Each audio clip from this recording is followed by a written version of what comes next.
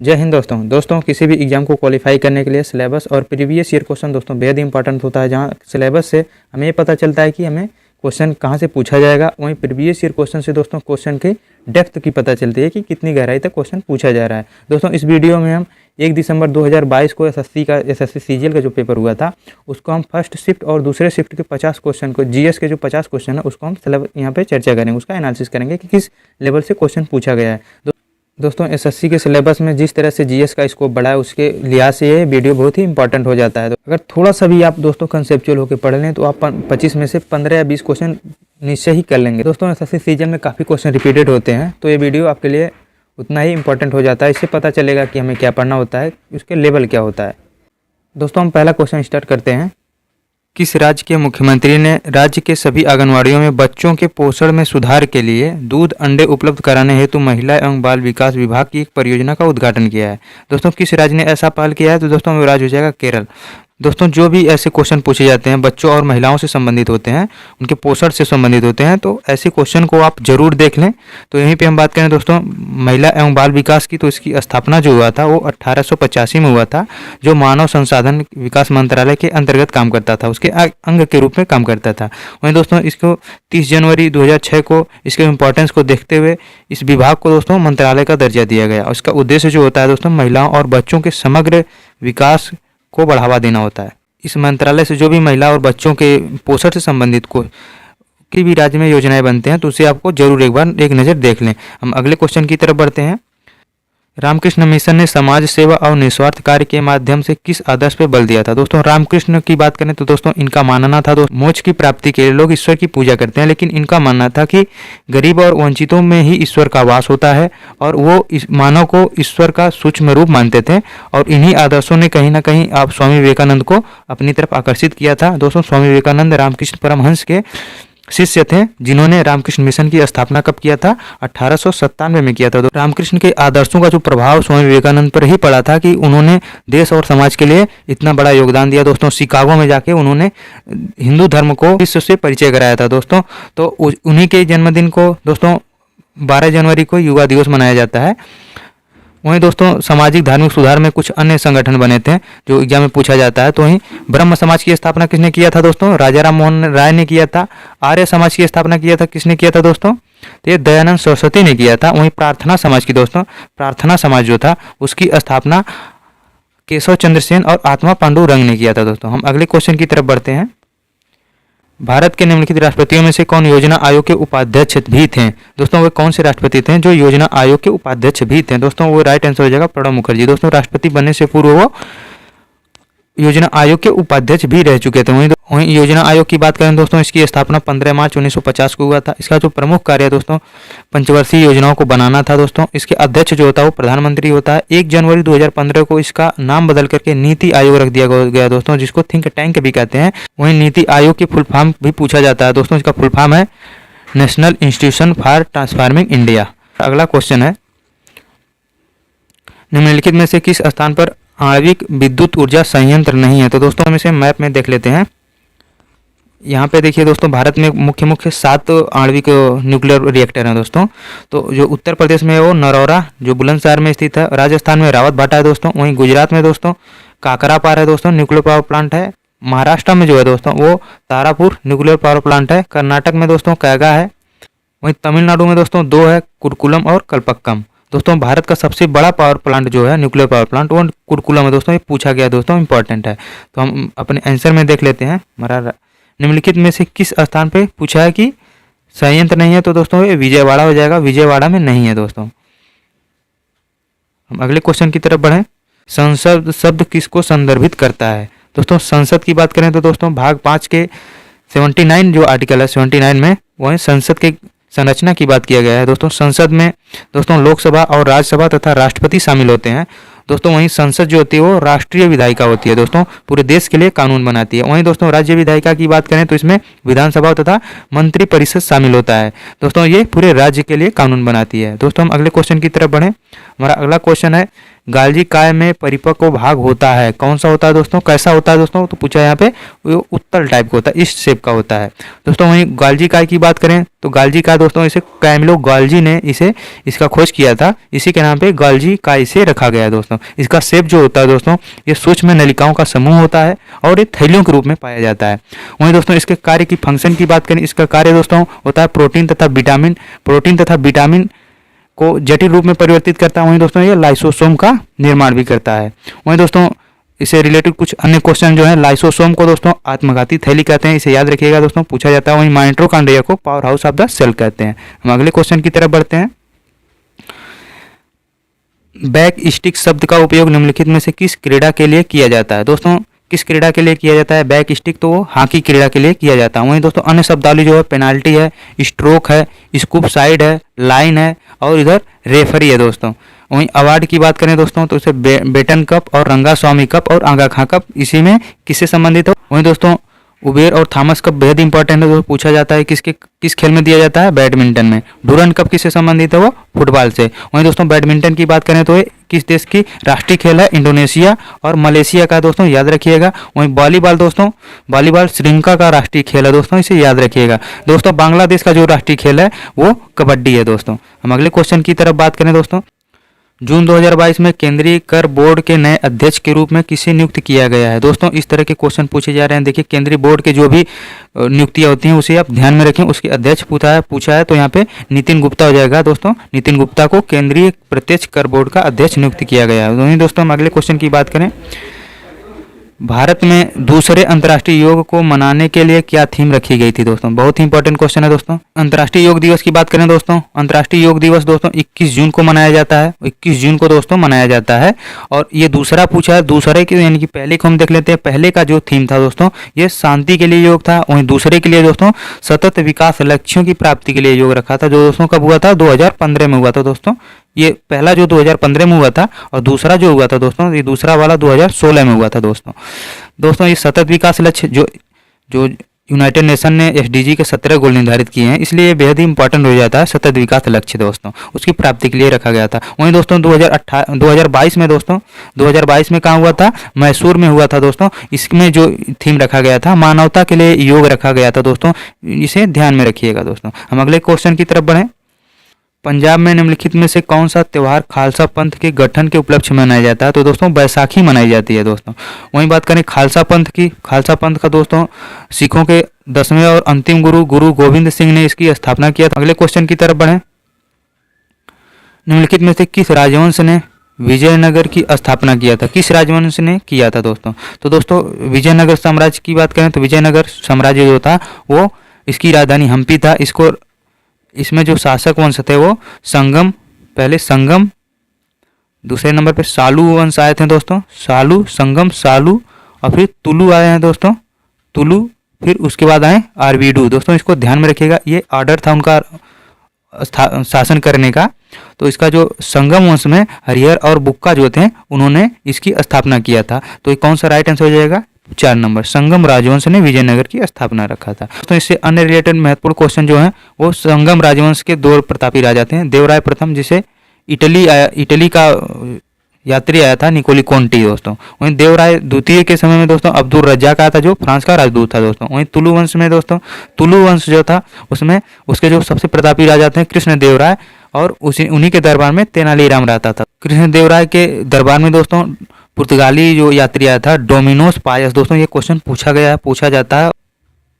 वहीं दोस्तों बेहद इंपॉर्टेंट, कई बार पूछा गया इसको कि 1556 में दोस्तों जिसमें विजयनगर साम्राज्य का पतन हुआ था वो युद्ध कौन सा था, तो वो उसी को राक्षस तंगड़ी कहते हैं, बनिहट्टी का युद्ध कहते हैं, तलिकोटा का युद्ध दोस्तों कहते हैं। इसे ध्यान में रखिएगा दोस्तों, जिसमें विजयनगर साम्राज्य पतन हुआ था दोस्तों, उसी में पराजित हुआ था। वहीं दोस्तों हम अगले क्वेश्चन की बात करें, अंतर्राष्ट्रीय अहिंसा दिवस कब मनाया जाता है दोस्तों। अंतर्राष्ट्रीय अहिंसा दिवस दोस्तों गांधी जी के जन्मदिन पर मनाया जाता है, 2 अक्टूबर को मनाया जाता है दोस्तों। राइट आंसर 4 हो जाएगा। वहीं 15 अगस्त को दोस्तों कौन नहीं जानता, हमारा स्वतंत्रता दिवस है। 31 अक्टूबर की बात करें दोस्तों, 31 अक्टूबर को दोस्तों क्या मनाया जाता है, राष्ट्रीय एकता दिवस। राष्ट्रीय एकता दिवस दोस्तों मनाया जाता है किसके बर्थडे पर, दोस्तों सरदार वल्लभ भाई पटेल के। वहीं 14 नवंबर को दोस्तों आपने मिठाइयाँ जरूर खाई होंगी दोस्तों, बाल दिवस मनाया जाता है और मधुमेह दिवस 14 नवंबर को मनाया जाता है। अगले क्वेश्चन की बात करें, भूदृश्य पर जल, पवन और हिम जैसे विभिन्न घटकों के द्वारा होने वाले क्षय को क्या कहते हैं? दोस्तों इसे राइट आंसर हो जाएगा अपरदन कहते हैं दोस्तों। वहीं दोस्तों अपक्षय जो होता है वो पृथ्वी पर जो होता है वो चट्टानों के टूट फूट को क्या कहते हैं? अपक्षय कहते हैं दोस्तों। वहीं अवसादन दोस्तों क्या किसे कहते हैं? जो नदियों द्वारा अवसादों को इकट्ठा करता है, छोटी छोटी महीन कणों को अपनी तली में बैठाता है, उसे अवसादन कहते हैं। वहीं दोस्तों कायांतरण जो होता है वो दोस्तों जैसे कोई जानवर पैदा होता है या कोई अंडे से निकलता है कोई जीव, तो उसकी कोशिकाओं में कम समय में दोस्तों बहुत बड़े पैमाने पर वृद्धि होती है, तो उसे कायांतरण कहते हैं दोस्तों। हम अगले क्वेश्चन की बात करें, पादपों में जाइलम ऊतक किस भाग में उसका भोजन भंडारण करता है? दोस्तों राइट आंसर हो जाएगा जाइलम परिनायिका। वहीं दोस्तों जाइलम ऊतक का जो कार्य होता है, मान लीजिए ये पेड़ हो गया कोई, ये पेड़ हो गया, और जाइलम ऊतक क्या करता है कि जल और खनिज लवणों को पौधों के अन्य भागों में पहुंचाता है। वहीं दोस्तों फ्लोएम का कार्य होता है, पत्तियों द्वारा जो भोजन बनाए जाते हैं उनको पौधों के अन्य भागों में, सभी भागों में भेजने का कार्य फ्लोएम करता है। वहीं दोस्तों हम अगले क्वेश्चन की बात करें, किस राज्य की सरकार द्वारा एक ऊंट संरक्षण विकास नीति की घोषणा की गई है? दोस्तों ये बहुत ही सामान्य सा क्वेश्चन है दोस्तों, ये आप नहीं पढ़े हैं, फिर भी वहाँ पे आप थोड़ा सा माइंड लगाएंगे तो ऊंट संरक्षण दोस्तों, ऊंट सबसे ज़्यादा कहाँ पाए जाते हैं दोस्तों? राजस्थान में। तो राइट आंसर हो जाएगा राजस्थान हो जाएगा। हम अगले क्वेश्चन की तरफ पढ़ें। अगला क्वेश्चन है दोस्तों, निम्नलिखित संगीतकारों में से किसने दक्षिण अफ्रीका के बांसुरी वादक घुंटर कैलरमैन के साथ मिलकर बनाए गए एल्बम विंड्स ऑफ संसार के लिए ग्रैमी अवार्ड 2015 में दोस्तों ग्रैमी अवार्ड किसने जीता था? तो इसका राइट आंसर हो जाएगा रिकी केज दोस्तों, हो जाएगा रिकी केज, 4 नंबर हो जाएगा रिकी केज दोस्तों। वहीं ग्रैमी अवार्ड की बात करें दोस्तों, ग्रैमी अवार्ड जो होता है संगीत क्षेत्र में अभूतपूर्व उपलब्धि के लिए दिया गया सबसे बड़ा अवार्ड होता है। तो ग्रैमी अवार्ड विश्व में सबसे बड़ा पुरस्कार है दोस्तों, तो इसे जरूर देखें, करंट में जो भी पूछा जाता है। तो हम अगले क्वेश्चन की तरफ बात करते हैं। राजा राम मोहन राय ने ब्रह्म समाज के नाम से एक सुधार संघ की स्थापना की, जिसे बाद में किस रूप में जाना गया? दोस्तों राजा राम मोहन राय ने ब्रह्म समाज की स्थापना किया था, जिसका पहले नाम ब्रह्म समाज था दोस्तों। यहाँ पे राइट आंसर हो जाएगा वो ब्रह्म समाज हो जाएगा। वहीं आर्य समाज की स्थापना किसने किया था दोस्तों? दयानंद सरस्वती ने। हम अगले क्वेश्चन की तरफ बढ़ें। निम्नलिखित में से किस भारतीय शास्त्रीय संगीत में सरोद सम्राट के नाम से जाना जाता है? किसको जाना जाता है दोस्तों? अमजद अली खान को दोस्तों सरोद सम्राट के नाम से जाना जाता है। वहीं दोस्तों भारतीय शास्त्रीय संगीत में 10 मुख्य संगीत हैं, जिसमें से कुछ इंपॉर्टेंट है। ध्रुपद दोस्तों अकबर के काल में इसे संरक्षण मिला था, जिसे तानसेन संबंधित थे। वहीं ख्याल से दोस्तों ये जौनपुर जो सरकी सल्तनत था उसके संरक्षण में ये इसको ख्याति मिली थी। वहीं ठुमरी दोस्तों बनारस और लखनऊ क्षेत्र में फेमस है, जो कत्थक से भी संबंधित है दोस्तों। वहीं उस्ताद बिस्मिल्लाह खां दोस्तों शहनाई वादक हैं, और पंडित हरिप्रसाद चौरसिया बांसुरी से संबंधित है दोस्तों, याद रखिएगा। हम अगले क्वेश्चन की तरफ बढ़ें कि 19 नंबर क्वेश्चन है दोस्तों, किए गए कार्य की इकाई क्या है? तो दोस्तों यहाँ ऑप्शन में देख लेते हैं कि डेसिबल किसकी इकाई होता है? ध्वनि का इकाई होता है दोस्तों। ध्वनि की इकाई क्या होती है? डेसिबल। वाट जो होता है वो शक्ति का मात्रक है, पावर का मात्रक है। जूल दोस्तों उष्मा और कार्य की दोनों का मात्रक होता है, तो राइट आंसर हो जाएगा जूल। वहीं दोस्तों एम्पीयर की बात करें तो ये विद्युत धारा का मात्रक होता है। वहीं हम अगले क्वेश्चन की तरफ बढ़े तो दोस्तों, निम्नलिखित में से कौन सी विधि राष्ट्रीय आय का आकलन विधियों में से एक नहीं है? दोस्तों राष्ट्रीय आय का आकलन दोस्तों व्यय, आय और उत्पाद विधि पर होता है। बैंकिंग विधि दोस्तों इसमें नहीं है। हम अगले क्वेश्चन की तरफ बढ़े। अनबुझा चूना या क्विक लाइम का रासायनिक सूत्र बताइए? तो राइट आंसर जो होगा CaO, इसी को बिना बुझा चूना कहते हैं। और ये कार्बन डाइऑक्साइड हो गया, और इसे कहते हैं बुझा हुआ चूना, और ये कैल्शियम कार्बोनेट होता है। वहीं दोस्तों बार बार ये क्वेश्चन जो पूछे गए हैं, यहीं से बार बार क्वेश्चन पूछे गए हैं दोस्तों, तो इसे आप नोट जरूर कर लीजिएगा दोस्तों। जैसे बिना बुझा चूना किसे कहते हैं? CaO। बुझा चूना CaOH का ट्वाइस, OH का ट्वाइस दोस्तों इस तरह से लिखिएगा, ऐसे होगा। और वहीं बेकिंग सोडा या खाने का सोडा जो होगा वो सोडियम बाइकार्बोनेट होगा। धावन सोडा और सोडियम कार्बोनेट का सूत्र जो होता है वो सोडियम कार्बोनेट होता है, Na2CO3। नीलात होता है, और कॉपर सल्फेट का जो सूत्र होता है वो COSO4 5H2O। कैल्शियम सल्फेट का जो सूत्र होता है या जिप्सम जिसे कहते हैं वो CaSO4 होता है दोस्तों *2H2O। ब्लीचिंग पाउडर का सूत्र होता है CaOCl2। दोस्तों इसे जरूर नोट कर लीजिएगा, ये कुछ फेमस सूत्र हैं जिसे बार बार पूछा जाता है। हम अगले क्वेश्चन की तरफ बढ़ें। अगला क्वेश्चन है भारत में वायुदूत एयरलाइन की स्थापना कब हुई थी? दोस्तों वायुदूत एयरलाइन दोस्तों ये क्षेत्रीय एयरलाइंस है जो नॉर्थ ईस्ट क्षेत्रों में सेवा देने के लिए बनी थी। ये दोस्तों इंडियन एयरलाइंस और एयर इंडिया का संयुक्त उद्यम है दोस्तों, और इसकी स्थापना जो हुई थी 1981 में हुई थी। राइट आंसर 3 नंबर हो जाएगा। वहीं कुछ दोस्तों अन्य एयरलाइंस की बात करें तो दोस्तों एयर इंडिया की स्थापना सबसे पहले एयर इंडिया 1932 में दोस्तों चली थी, और एयर इंडिया एक्सप्रेस की बात करें तो 2004 में चली थी, और वहीं दोस्तों विस्तारा की बात करें तो 2013 में विस्तारा चली थी दोस्तों। वहीं हम अगले क्वेश्चन की बात करें, कोयले का जलना किसका उदाहरण है दोस्तों? तो दोस्तों यहाँ संयोजन अपक्रिया के बारे में हम देख लेते हैं। संयोजन अपक्रिया होता है दोस्तों दो या दो से अधिक अभिकारक किसी एक उत्पाद का जब निर्माण करते हैं उसे संयोजन अपक्रिया कहते हैं। जैसे चूना और जल को मिला देंगे तो वो क्या हो जाएगा, चूना और जल मिला देंगे दोस्तों तो हो जाएगा बुझा हुआ चूना दोस्तों। और वहीं वियोजन अपक्रिया की बात करें दोस्तों तो एक अभिकारक होता है जो टूटकर अलग अलग उत्पाद बनाते हैं। जैसे कैल्शियम कार्बोनेट को ले लीजिए, कैल्शियम कार्बोनेट प्लस H2O को ले लें तो दोस्तों वो बना देगा बिना बुझा हुआ चूना और कार्बन डाइऑक्साइड का निर्माण करता है दोस्तों।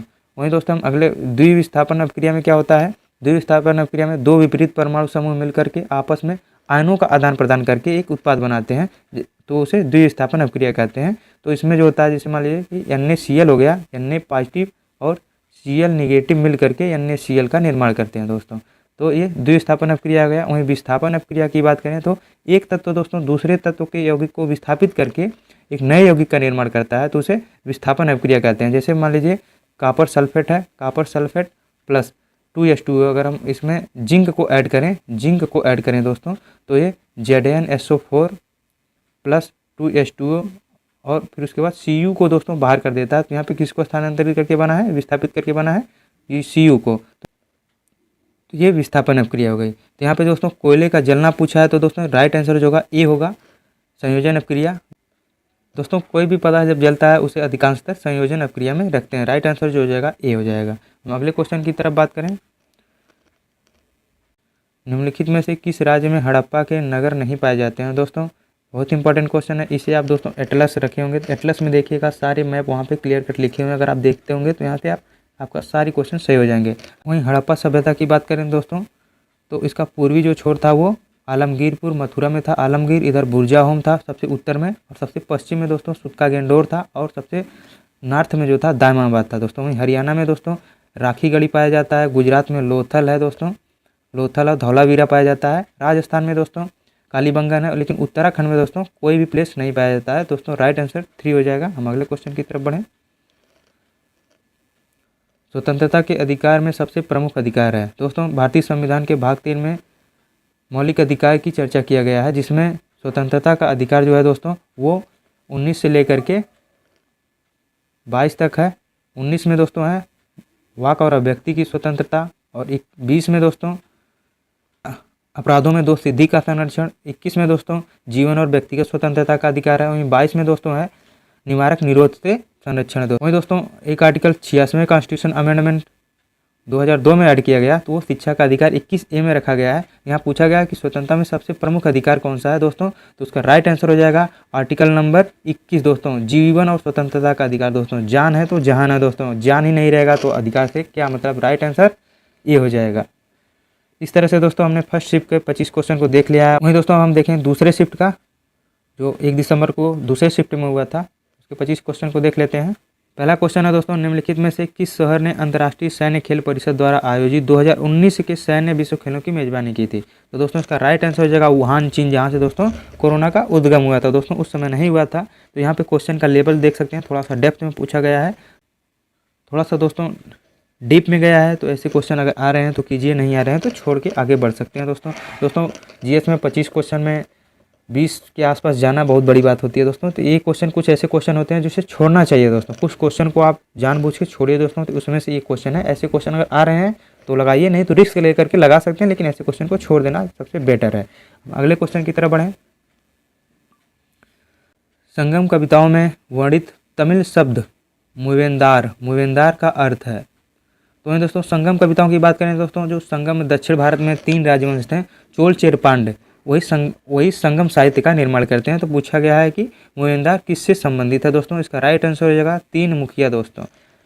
हम अगले क्वेश्चन की तरफ बढ़ें, उन जीवों का उदाहरण की पहचान करें जो मुक्त प्लावी और तलवासी के रूप में होते हैं। दोस्तों जेलीफिश की बात करें तो दोस्तों ये जंतु जगत के संघ सीलेंट्रेटा का भाग है। दोस्तों संघ सीलेंट्रेटा का उदाहरण है। दोस्तों वहीं कवक की बात करें दोस्तों, कवक जो होता है उसके अध्ययन को जो कहते हैं मायोइकोलॉजी कहते हैं, और इसका जो सेल वॉल होता है वो दोस्तों काइटिन का बना होता है और पौधों में गंभीर रोग पैदा करते हैं। वहीं मानव में भी कवक रोग होते हैं, जैसे दमा, खाज, दाद, एथलीट फूट, गंजापन, ये कवक से होते हैं। दोस्तों प्लवक की बात करें, प्लवक जो होते हैं वो जलधारा में प्रवाहित होने वाले बहुत ही सूक्ष्म जीव होते हैं, जिनमें दोस्तों गति करने के लिए, उन्हें तैरने के लिए उनके अंग विकसित नहीं होते हैं। दोस्तों प्लवकों को खा करके दोस्तों मछलियाँ बड़ी होती हैं, ये समुद्र खाद्य श्रृंखला का आधार होता है। दोस्तों वहीं दोस्तों प्राणी प्लवक की बात करें, प्राणी प्लवक जो होते हैं वो, वहीं पादप प्लवक की बात करें दोस्तों तो ये सूक्ष्म जलीय जंतु होते हैं जो तालाब, नदी और सागर में पानी की सतह पर पाए जाते हैं। कहाँ पाए जाते हैं? पानी की सतह में पाए जाते हैं। वहीं प्राणी प्लवक जो होते हैं ये भी समुद्र में ही पाए जाते हैं, लेकिन ये सतह और तली दोनों में वास करते हैं, इनमें एक टेंडेंसी पाई जाती है। तो दोस्तों वो राइट आंसर जो हो जाएगा प्राणी प्लवक हो जाएगा 1 नंबर। हम अगले क्वेश्चन की तरफ बढ़ें। इंदिरा गांधी शहरी रोजगार गारंटी योजना 2022 किस राज्य सरकार द्वारा लागू किया गया? तो इसका राइट आंसर जो हो जाएगा वो राजस्थान हो जाएगा। दोस्तों अगर आप इस क्वेश्चन को नहीं पढ़े हैं और आप थोड़ा सा अगर तार्किकता से सोचें तो ये आपका क्वेश्चन सही हो सकता है। इस तरह से सोचें कि 2022 में दोस्तों इस समय जो है राजस्थान में ही, उत्तर प्रदेश में बीजेपी की गवर्नमेंट है और हिमाचल प्रदेश में भी है, महाराष्ट्र में भी है। तो राजस्थान में ही दोस्तों कांग्रेस की गवर्नमेंट है, तो वहीं पर ये इंदिरा गांधी योजनाएँ लागू होंगी दोस्तों। तो इस तरह से आप थोड़ा सा रिस्क लेके लगाएंगे तो आपका क्वेश्चन सही हो जाएगा दोस्तों। तो हम अगले क्वेश्चन की तरफ बढ़ते हैं। हमारा अगला क्वेश्चन है दोस्तों, दिए गए क्षेत्रों में से कौन मुख्य रूप से सामाजिक कल्याण के विचारों से प्रेरित है? तो दोस्तों निजी कंपनी अपनी प्रॉफिट देखती है, विदेशी कंपनी भी अपनी प्रॉफिट देखती है, सहकारी का भी दोस्तों लगभग उद्देश्य लाभ ही होता है, लेकिन सार्वजनिक क्षेत्र ऐसा क्षेत्र है दोस्तों जो सामाजिक कल्याण के विचारों से प्रेरित है। तो राइट आंसर ये हो जाएगा दोस्तों। दोस्तों सरकार जो है, दोस्तों सरकार पार्क, स्कूल, हॉस्पिटल जो बनाती है वो सामाजिक कल्याण के लिए ही बनाती है और वो सार्वजनिक होता है। तो राइट आंसर 1 हो जाएगा। हम अगले क्वेश्चन की तरफ बढ़ें। 8वीं बार बिहार के मुख्यमंत्री के रूप में किसने शपथ ली? तो दोस्तों बहुत ही आसानी क्वेश्चन, अगर आप थोड़ा सा न्यूज़पेपर पढ़ते होंगे या थोड़ी सी राजनीति से जुड़े होंगे तो राइट आंसर आपको पता चल जाएगा, नीतीश कुमार है दोस्तों। वहीं तेजस्वी यादव दोस्तों लालू प्रसाद यादव के बेटे हैं। प्रमोद सावंत गोवा के मुख्यमंत्री हैं दोस्तों। अगले क्वेश्चन की हम बात करें, हिंदू कॉलेज की स्थापना 1791 में कहाँ हुई थी? दोस्तों राइट आंसर सी हो जाएगा। संस्कृत को बढ़ावा देने के लिए हिंदू कॉलेज की स्थापना बनारस में किया गया था। वहीं दोस्तों बीएचयू का स्थापना मदन मोहन मालवीय ने किया था। युवा ओलंपिक खेलों के पहले संस्करण का आयोजन कहाँ किया गया था? दोस्तों युवा ओलंपिक खेलों की बात करें तो ये 4 साल में एक बार होता है और ये 2 भागों में विभाजित होता है, ग्रीष्मकालीन और शीतकालीन। दोस्तों ग्रीष्मकालीन युवा ओलंपिक खेल पहला जो हुआ था वो 2010 में सिंगापुर में हुआ था। वहीं दोस्तों करंट अफेयर की बात करें 4 साल में एक बार होता है, तो ये 2018 में ब्यूनस आयर्स में हुआ था। कब? और 2023 में ये प्रस्तावित है दोस्तों, याद रखिएगा। पहला कब हुआ था? 2010 में हुआ था। और शीतकालीन की बात करें, शीतकालीन का पहला संस्करण 2012 में इंसब्रुक ऑस्ट्रिया में हुआ था। वहीं 2020 में लुसर्ने स्विट्जरलैंड में हुआ था। 2024 का शीतकालीन युवा ओलंपिक खेल प्रस्तावित है दोस्तों। तो यहाँ पे सबसे पहले राइट आंसर जो होगा, पहला जो हुआ था वो सिंगापुर में हो जाएगा, राइट आंसर 2 हो जाएगा दोस्तों। इस तरह के क्वेश्चन में थोड़ा सा आप खेलों के बैकग्राउंड में भी जाएँ, ओलंपिक खेल के भी बैकग्राउंड में थोड़ा जाएँ तो ऐसे क्वेश्चन आपको गलत नहीं होंगे। हम अगले क्वेश्चन की तरफ बढ़ें। भारत के उपराष्ट्रपति को कितने वर्षों की अवधि के लिए चुना जाता है? तो राइट आंसर दोस्तों हो गया 5 हो जाएगा, 5 वर्षों के लिए चुना जाता है। भारत के राष्ट्रपति की बात करें दोस्तों, भाग 5 के 63 से लेकर के 70 तक इनका उल्लेख किया गया है। वहीं 63 में कहा गया है भारत के एक उपराष्ट्रपति होगा।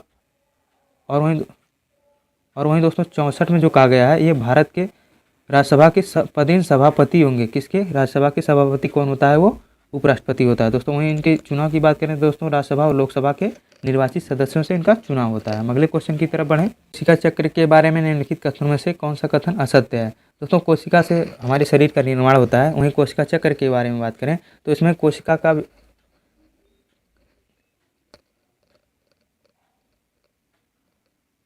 चक्र में दोस्तों कोशिका चक्र की बात करें, कोशिका चक्र में दोस्तों कोशिका की वृद्धि होती है, कोशिकाओं का विभाजन होता है, यानी कि इसमें कोशिकाओं का वृद्धि और विकास होता है जो अलग अलग अवस्थाओं में होता है दोस्तों। एक होता है अंतरावस्था और दूसरा जो होता है समसूत्री विभाजन होता है। अंतरावस्था में दोस्तों 4 स्टेज होते हैं, जीवन, यस और G2 और फिर उसके बाद माइटोसिस यम होता है दोस्तों। जीवन स्टेज में दोस्तों कोशिका का विकास होता है और अगले स्टेज की तैयारी के लिए इसमें कार्य होता है। वहीं एस स्टेज में दोस्तों DNA का संश्लेषण होता है और वो अगले स्टेज में जाता है जिसे G2 कहते हैं। G2 स्टेज में दोस्तों कोशिका का विकास और अगले स्टेज में जाने की तैयारी होती है। जहाँ वो अगले स्टेज यम में जाता है, माइटोसिस में जाता है, तो यहाँ कोशिका का विभाजन होता है दोस्तों। कोशिका का विभाजन यम स्टेज में होता है। और वहीं दोस्तों G1 और G2 में क्या होता है, कोशिका का विकास होता है और यस स्टेज में DNA का संश्लेषण होता है। यहाँ पे हम ऑप्शन देखते हैं यम चरण में दोस्तों। यम चरण में कोशिका शारीरिक रूप से बड़ी हो जाती है। नहीं दोस्तों, जो शारीरिक रूप से बड़ी होने का काम G1 और G2 में होता है। और अगले क्वेश्चन में देखें दोस्तों, यस चरण में DNA का प्रकृति बनती है दोस्तों। तो ये राइट है। DNA की प्रतिकृति कहाँ बनती है, यस स्टेज में। वहीं जीवन चरण में दोस्तों क्या होता है, कोशिका शारीरिक रूप से बड़ी हो जाती है और कोशिकांगों का प्रतिकृति बनती है। प्रतिकृति का मतलब हो दोस्तों उसको विकास होता है, उसी का सेम आकार की दूसरी आकृति बनती है। तो इसमें ये भी सही है। वहीं दोस्तों समसूत्री विभाजन की तैयारी G2 में होता है, तो ये भी सही है दोस्तों। तो यहाँ पे यम चरण में दोस्तों कोशिका का विभाजन होता है, तो राइट आंसर जो हो जाएगा ये गलत है। तो क्वेश्चन में पूछा कौन सा असत्य है, तो दोस्तों असत्य जो है वो पहला है। यम चरण में क्या होता है दोस्तों, कोशिका का विभाजन होता है दोस्तों। तो ये ऑप्शन नंबर एक गलत हो जाएगा, राइट आंसर एक हो जाएगा। हम अगले क्वेश्चन की तरफ बढ़ें। अगला क्वेश्चन हमारा है, अब्दुल करीम खान हिंदुस्तान संगीत के किस स्कूल के प्रतिपादक थे, यानी कि किस शैली का इन्होंने प्रतिपादन किया था दोस्तों। पूछा है कि यानी कि किस स्कूल या घराने का इन्होंने प्रतिपादन किया था। दोस्तों घराना जो वर्ड होता है वो घर या परिवार से मिलकर बना होता है। जहाँ से कोई संगीत की विचारधारा जुड़ी होती है वो क्षेत्र होता है दोस्तों। जहाँ से कोई विचारधारा जुड़ी होती है, जहाँ से कोई नर्तक या नर्तकी या संगीतकार जुड़ा होता है, उसी को घराना कहते हैं। वहीं जयपुर घराना का दोस्तों मनरंग भूपत खान ने किया था। दिल्ली घराना का संत हजरत अमीर खुसरो ने किया था। किराना घराना का दोस्तों अब्दुल करीम खान और अब्दुल वाहिद खान ने किया था।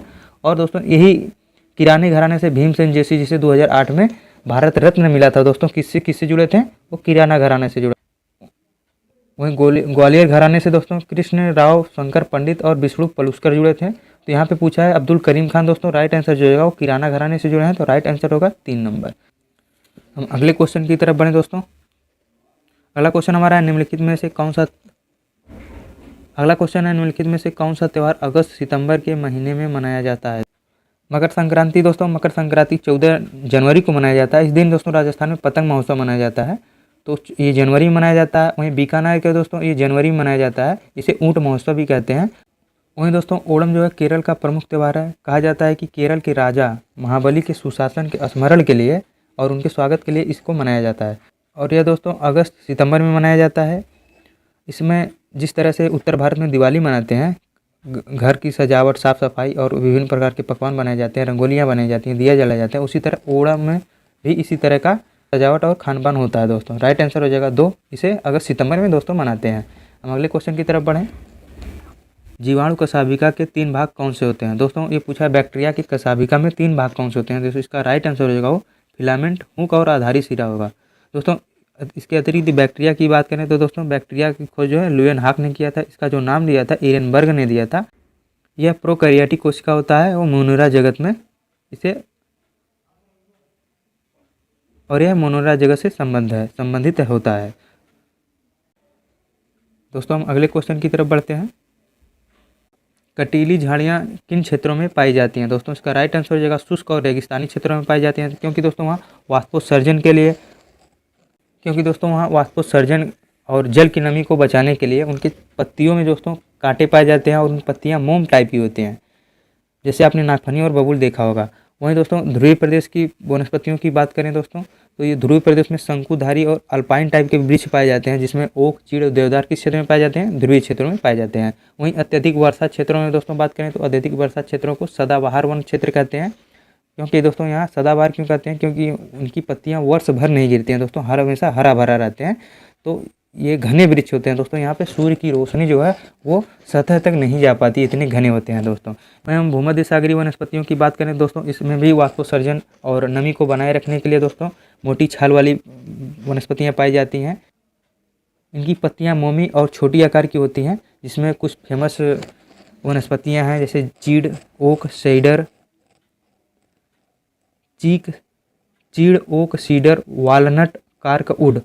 ये वनस्पतियाँ दोस्तों भूमध्य सागरीय प्रदेशों में पाई जाती है दोस्तों। वालनट और कार्कवुड दोस्तों पूछा गया क्वेश्चन है। वहीं दोस्तों आर्कवुड से दोस्तों शराब बनाया जाता है दोस्तों, याद रखिएगा। हम अगले क्वेश्चन की तरफ बढ़ते हैं।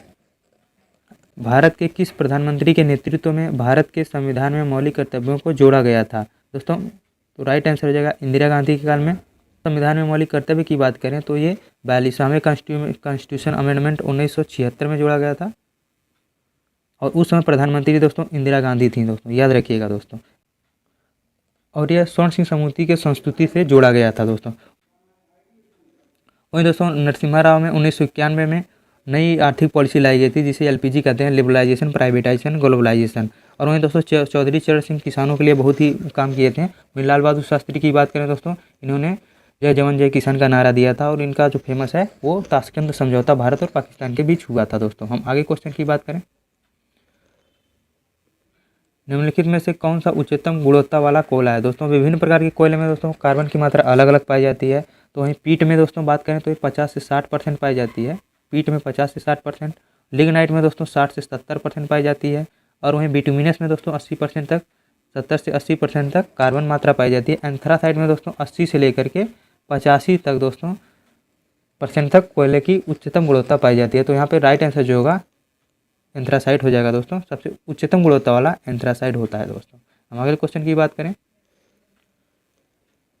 त्वरण का एसआई मात्रक है। त्वरण का एसआई मात्रक पूछा है दोस्तों। त्वरण दोस्तों होता है, त्वरण बराबर होता है वेग परिवर्तन बटे दर होता है दोस्तों। वहीं वेग का जो होता है तो एसआई मात्रक दोस्तों मीटर प्रति सेकंड होता है। वहीं दर की बात करें दोस्तों, दर हो जाएगा यस, टाइम हो जाएगा, टाइम यस हो जाएगा, मतलब MS² हो जाएगा दोस्तों। तो राइट आंसर हो जाएगा 2 नंबर MS²। हम अगले क्वेश्चन की बात करें।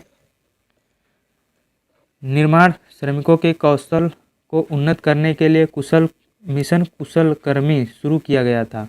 यह कार्यक्रम किस सरकार द्वारा शुरू किया गया था दोस्तों? दिल्ली सरकार द्वारा शुरू किया गया था दोस्तों। इस तरह से दोस्तों कौशल निर्माण और श्रमिकों के लिए दोस्तों भारत सरकार ने भी कई योजनाओं को चलाया था दोस्तों, इसलिए आप उसको जरूर रट लें दोस्तों, उसको याद कर लें दोस्तों। हम अगले क्वेश्चन की तरफ बढ़ें। निम्नलिखित में से कौन सी केवल रबी फसलें हैं दोस्तों? दोस्तों रबी फसलें यानी कि गेहूं के समय जो फसलें बोई जाती हैं उनकी बात कर रहा है। तो दोस्तों हम यहाँ पे देख लेते हैं जौ और चना ही दोस्तों गेहूं के समय बोई जाती है। राइट आंसर 1 हो जाएगा। वहीं दोस्तों धान और कपास की बात करें तो ये टोटल खरीफ की फसलें हैं। गेहूं दोस्तों रबी की फसल है, लेकिन ज्वार जो है किसकी फसल है? वो खरीफ की फसल है। मक्का और मटर, मक्का दोस्तों खरीफ की फसल है और मटर जो है वो रबी की फसल है। इसलिए ये तीनों ऑप्शन गलत हो जाएंगे, राइट ऑप्शन 1 हो जाएगा। हम अगले क्वेश्चन की तरफ बढ़ें। अगला क्वेश्चन है दोस्तों CaOCl2 यौगिक का प्रचलित नाम है दोस्तों। ये क्वेश्चन हमने फर्स्ट शिफ्ट में भी क्वेश्चन देखा था। CaOCl2 यौगिक का प्रचलित नाम है दोस्तों। क्या नाम है दोस्तों? बेकिंग सोडा का क्या होता है दोस्तों? Na sodium bicarbonates, NaHCO3। Gypsum का दोस्तों CuSO4.2H2 होता है। ब्लीचिंग पाउडर का दोस्तों CaOCl2 होता है दोस्तों। धावन सोडा की बात करें दोस्तों सोडियम नाइट्रेट होता है Na2CO3 दोस्तों। यहाँ पे CaOCl2 दोस्तों राइट आंसर हो जाएगा 3 नंबर। दोस्तों इस तरह का क्वेश्चन पहले शिफ्ट में भी मिला था दोस्तों, हर शिफ्ट में ऐसी तरह क्वेश्चन मिल रहा है दोस्तों। इसे आप नोट कर लें दोस्तों, अच्छे से इसे तैयार कर लें। ऐसे क्वेश्चन दोस्तों आपको फुल नंबर देगा, बहुत ही कम समय में बहुत ही अच्छे नंबर मिलते हैं। हम आगे बात करें। श्यामजी कृष्ण वर्मा 1905 में कहाँ हाउस की स्थापना किया था? कहाँ पर किया था दोस्तों? तो राइट आंसर हो जाएगा दोस्तों लंदन में किया था दोस्तों, श्यामजी कृष्ण वर्मा ने किया था। और वहीं दोस्तों 1913 में लाला हरदयाल ने दोस्तों सैन फ्रांसिस्को US में दोस्तों सैन फ्रांसिस्को में गदर पार्टी की स्थापना किया था। जिससे जुड़े हुए थे, कौन कौन जुड़े हुए थे दोस्तों गदर पार्टी से? सोहन सिंह भाखना और लाला हरदयाल दोस्तों। लाला हरदयाल इसके महामंत्री थे और सोहन लाल भाखना पहले इसके अध्यक्ष थे दोस्तों। वहीं मैडम भिकाजी कामा दोस्तों, ये जर्मनी में दोस्तों अंतर्राष्ट्रीय कांग्रेस आयोजन में तिरंगा फहराने के लिए जाना जाता है दोस्तों। अगले क्वेश्चन की हम बात करें। ज्योतिबा बाई फूले ने 1873 में गुलामगिरी निम्नलिखित में से किस भाषा में लिखी थी दोस्तों? दोस्तों इसके लिए बहुत ही इजी क्वेश्चन है, थोड़ा सा आप देखेंगे तो ज्योतिबा बाई फूले, थोड़ा सा आप तर्क लगाएंगे तो क्वेश्चन आपका सही हो जाएगा। ज्योतिबा बाई फूले कहाँ से जुड़े हुए थे दोस्तों? महाराष्ट्र से जुड़े थे। महाराष्ट्र में कौन सी भाषा बोली जाती है? मराठी। तो दोस्तों राइट आंसर हो जाएगा 4 नंबर। वहीं ज्योतिबा बाई फूले, उनकी पत्नी सावित्रीबाई फूले दोस्तों जीवन भर महिला, दलित और वंचित वर्गों के लिए काम किया है दोस्तों। और इन्होंने एक संगठन की स्थापना किया था जिसका नाम है दोस्तों सत्य शोधक समाज दोस्तों, याद रखिएगा। वहीं दोस्तों बहिष्कृत हितकारिणी सभा की स्थापना किसने किया था? भीमराव अंबेडकर ने किया था। हम अगले क्वेश्चन की तरफ बढ़े दोस्तों। निम्नलिखित शास्त्रीय नर्तकियों में से किसे 2003 में पद्म विभूषण पुरस्कार से सम्मानित किया गया दोस्तों? बहुत ही अच्छा क्वेश्चन है दोस्तों। दोस्तों इस तरह से जो भी क्वेश्चन पूछे जाते हैं पद्म विभूषण और पद्म भूषण या भारत रत्न से जो भी जुड़े लोग हैं उनका आप एक लिस्ट बना लें और उन्हें अच्छे से तैयार कर लें। यही क्वेश्चन बार बार पूछे जाते हैं दोस्तों। तो यहाँ पे राइट आंसर हो जाएगा सोनल मानसिंह है दोस्तों। वो सोनल मानसिंह को दोस्तों उड़ीसा और भरतनाट्यम से जुड़ी हुई हैं और इन्हें 1952 में पद्म भूषण मिला था दोस्तों। वहीं 2003 में इन्हें पद्म विभूषण मिला। और वहीं दोस्तों यामिनी कृष्णमूर्ति को दोस्तों भरतनाट्यम से और कुचिपुड़ी से जुड़ी हुई हैं और इन्हें 2001 में पद्म भूषण मिला था। वहीं दोस्तों अगर बात करें बिरजू महाराज, लच्छू महाराज, सितारा देवी और दमयंती जोशी किस नृत्य से जुड़े हैं? तो कथक से जुड़े हैं दोस्तों। अगले क्वेश्चन की तरफ हम बात करते हैं। तो हमारा अगला क्वेश्चन है निम्नलिखित में से कौन सी लोक नृत्य शैली गुजरात राज्य से संबंधित नहीं है दोस्तों? गुजरात में दोस्तों गरबा, डांडिया रास, रासलीला और बिछुड़ो और एक फेमस नृत्य है दोस्तों टिप्पानी जो गुजरात से जुड़ा हुआ है। झारखंड की बात करें दोस्तों वहाँ जट जाटिन और विदेशिया दोस्तों बिहार से भी जुड़ा हुआ है और जट जाटिन भी जुड़ा हुआ है। छत्तीसगढ़ में दोस्तों पांडवानी दोस्तों बहुत ही इंपॉर्टेंट है। असम में दोस्तों बिहू नृत्य किया जाता है। जम्मू कश्मीर में दोस्तों रऊफ है और राजस्थान में दोस्तों कालबेलिया और घूमर दोस्तों भील जनजातियों द्वारा मनाया जाता है दोस्तों, बहुत इंपॉर्टेंट है। और वहीं पर ऑप्शन में देख लेते हैं तो पूछा है गुजरात राज्य से संबंधित नहीं है। कौन सा? विदेशिया दोस्तों कहाँ से? बिहार और झारखंड से जुड़ा हुआ है। हम अगले क्वेश्चन की तरफ बढ़ें।